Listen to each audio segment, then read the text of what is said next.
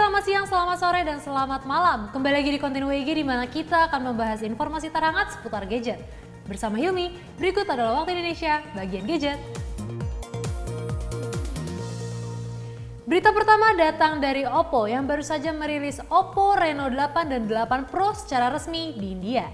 Setelah sebelumnya secara resmi meluncurkan varian Reno 8 dan 8 Pro di Cina pada bulan Mei lalu, kini pihak Oppo telah secara resmi mengumumkan bahwa mereka akan merilis varian tersebut di India pada 18 Juli 2022 mendatang. Terkait spesifikasi, Oppo Reno 8 Pro versi India dirumorkan akan ditenagai dengan chipset MediaTek Dimensity 8100 Max, membawa layar AMOLED berukuran 6,7 inci Full HD plus 120 Hz, punya 3 kamera belakang 50 megapiksel plus kamera selfie 32 megapiksel, serta baterai 4500 mAh yang didukung dengan fitur pengisian daya cepat 80 watt. Sementara untuk Oppo Reno 8 versi reguler akan menggunakan chipset MediaTek Dimensity 1300, punya layar 6,43 inch Full HD plus 90 Hz, kamera utama 50 megapiksel plus kamera selfie 32 megapiksel, serta baterai yang juga ada di angka 4500 mAh yang disandingkan dengan fitur pengisian daya cepat 80 watt. Oke, kalau dilihat-lihat Oppo itu sistemnya pelan tapi pasti ya. Dan rasanya Oppo Reno 8 kali ini juga nggak bakal absen masuk ke Indonesia. Cuma kita tunggu aja nih ya, kita lihat nanti kira-kira secara harga gimana. Karena kadang-kadang pas masuk ke Indonesia harganya suka surprise sih ya. Bertepatan dengan peluncuran Xiaomi 12S series, Xiaomi ternyata juga sekaligus meluncurkan smart band terbaru mereka, yaitu Mi Band 7 Pro. Meski dikenal sebagai smart band atau gelang pintar, Mi Band 7 Pro justru tampil selayaknya smartwatch berkat layarnya yang lebih besar dari Mi Band 7. Layar tersebut sudah menggunakan panel AMOLED berukuran 1,64 inch yang didukung dengan kerapatan piksel mencapai 326 ppi dengan resolusi 280 x 456 piksel. Selain pada aspek desain, Mi Band 7 Pro juga dilengkapi dengan peningkatan spesifikasi dibandingkan dengan Mi Band 7.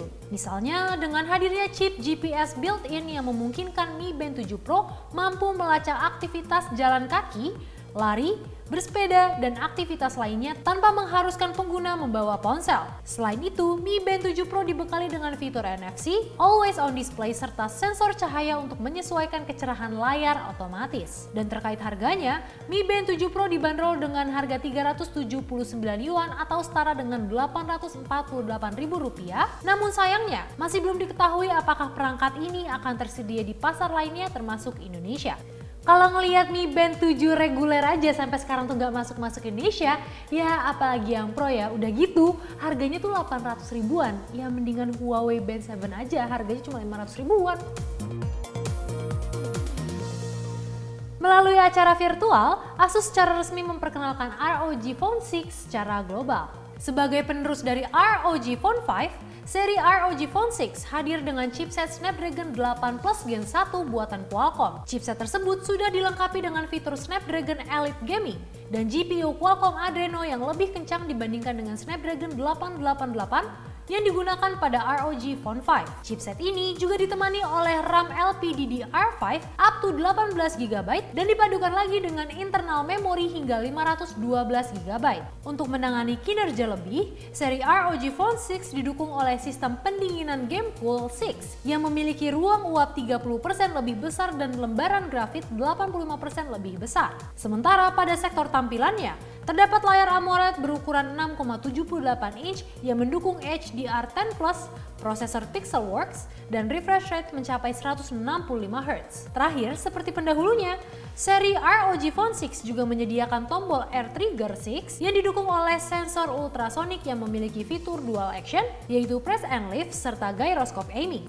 Buat para pecinta gaming, ROG emang spesifikasinya tuh nggak ada lawannya ya, cuma masalahnya adalah di harganya. Makanya aku pribadi agak ragu ya kalau ROG Phone 6 ini bakalan muncul secara resmi di Indonesia.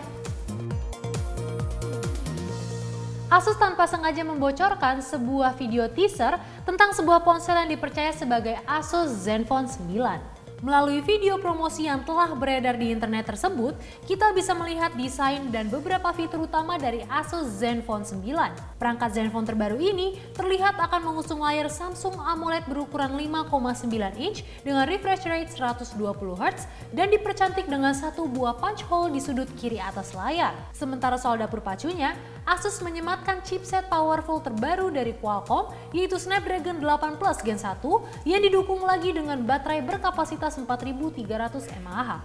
Jujur ini jadi salah satu ponsel flagship yang idaman banget ya. Ngelihat desainnya yang compact terus bisa menyimpan tenaga yang luar biasa. Tapi kalau kalian lihat ya, kok bagian desain kameranya mirip banget sama Huawei P50 Pro ya? Guna melengkapi seri sebelumnya, Infinix akhirnya merilis varian Note 12 Pro 5G yang membawa kamera beresolusi 108 megapiksel. Setelah memperkenalkan 4 perangkat yang tergabung dalam seri Infinix Note 12 series, kini Infinix resmi membawa perangkat Infinix Note 12 Pro 5G sebagai penyempurna seri ini. Soal jeroan, Infinix Note 12 Pro 5G hadir dengan dukungan chipset Dimensity 810 yang diperkuat dengan baterai jumbo berkapasitas 5000 mAh. Layar Infinix Note 12 Pro 5G hadir dengan tipe Full HD Plus AMOLED berukuran 6,7 inch dengan desain AEG Matte Finish. Hadir dengan kapasitas RAM 8GB dan memori internal 128GB, Infinix Note 12 Pro 5G dijual dengan harga $227 atau setara dengan 3 jutaan rupiah. Namun sayangnya hingga kini masih belum diketahui kapan perangkat tersebut akan diperkenalkan di Indonesia nantinya. Kalau nggak salah ya, Infinix itu kan pernah bilang kalau mereka itu mengincar pasarnya Xiaomi. Tapi kalau ngelihat banyaknya varian ponsel ini, berarti Infinix siap nih saingan sama Realme, Oppo, Vivo, hingga Samsung nggak sih? Setelah sangat bangga dan mengumumkan pembelian Twitter, baru-baru ini CEO Tesla, yaitu Elon Musk, justru tiba-tiba mengumumkan pembatalan transaksi tersebut. Setelah mengumumkan rencananya untuk membeli situs jejaring sosial Twitter pada bulan April seharga 44 miliar US dollar, namun baru-baru ini CEO Tesla tersebut justru menunda proses akuisisi. Karena dia menunggu lebih banyak data tentang bot spam di Twitter. Bahkan perusahaan sosial media tersebut juga dituduh tidak mematuhi kewajiban kontraktualnya terhadap kesepakatan awal. Sebagai tanggapan, Ketua Twitter Mr. Brad Taylor mengatakan bahwa Dewan Perusahaan berkomitmen untuk menutup kesepakatan pada harga dan persyaratan yang disepakati oleh Musk dan berencana untuk melakukan tindakan hukum untuk menegakkan perjanjian merger. Kayaknya nih ya, Elon Musk cancel beli Twitter gara-gara harga kripto yang gak naik-naik deh. Secara gitu kan, sebelumnya si Elon Musk ini gencer banget bikin naik turun harga kripto lewat Twitter gak sih? Sebelum kita masuk ke berita terakhir, aku mau ngingetin buat kalian yang ketinggalan berita terupdate seputar gadget dalam seminggu ke belakang kali ini. Aku mau ngasih tahu kalian untuk langsung aja cek YouTube channel Facebook dan buka playlist Waktu Indonesia bagian gadget.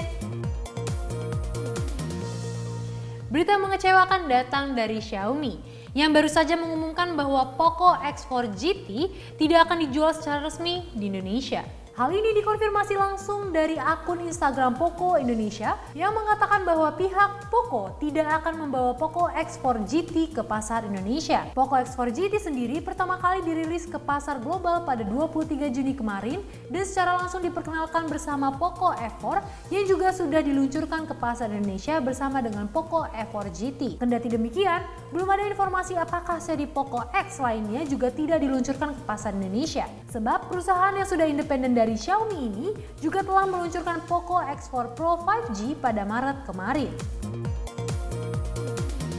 Sekian berita gadget dalam seminggu ke belakang kali ini. Hilmi beserta kru yang bertugas pamit. Terima kasih dan sampai jumpa.